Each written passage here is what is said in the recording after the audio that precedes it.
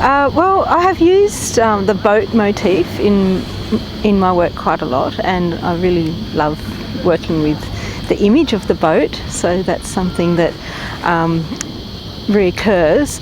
With the ladders, I wanted to make a work that was optimistic and about hope and about compassion, and express that idea of the challenge that people face when they make difficult journeys by boat. Yeah. So I guess that's what the work is about generally. That's what it means. Yeah. And did you create it as a site-specific work? I can see there's similarities between the barge here and Sawmillers. No, that was actually just a really great thing that happened. That I wanted it to be have a rusting metal aesthetic, and when I came down for a site visit, I had been to this site but I'd forgotten about the barge, and so when I came here and I saw that, I thought, oh, fantastic. It just has such a great dialogue with my work. So I asked if it could be somewhere in the vicinity of this,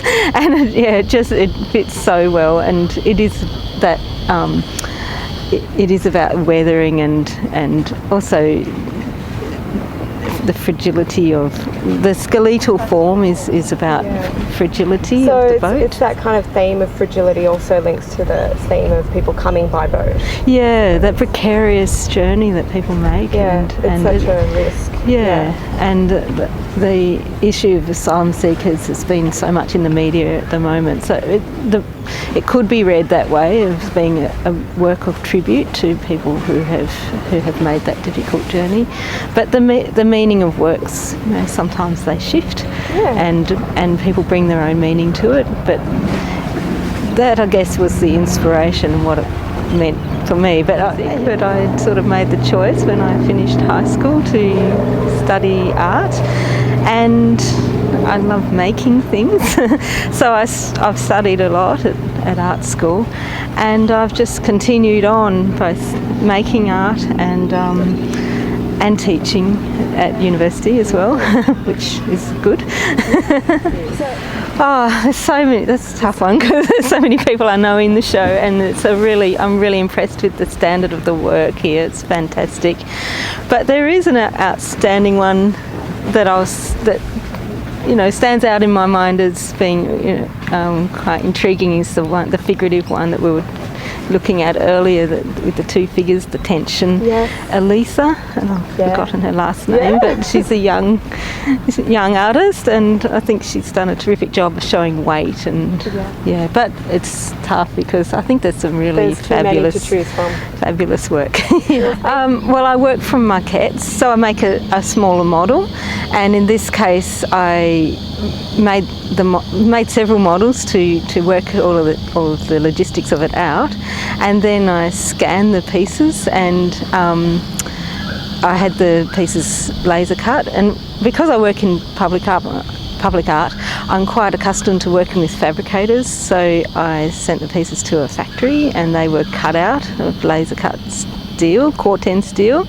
and then I worked really closely with a welder, and he was very skilled at welding the pieces together, and I can weld, but he was much better at it, so we worked quite closely together. So I'd position things, and then he would create some beautiful welds, and then I had the work sandblasted, and when it came out of that situation it looked all grey, and I only had about 2 weeks before this show, and I knew I wanted it to rust, and so we sprayed it with some salty water, and it rusted the rust process started within 1 hour. Oh wow. And then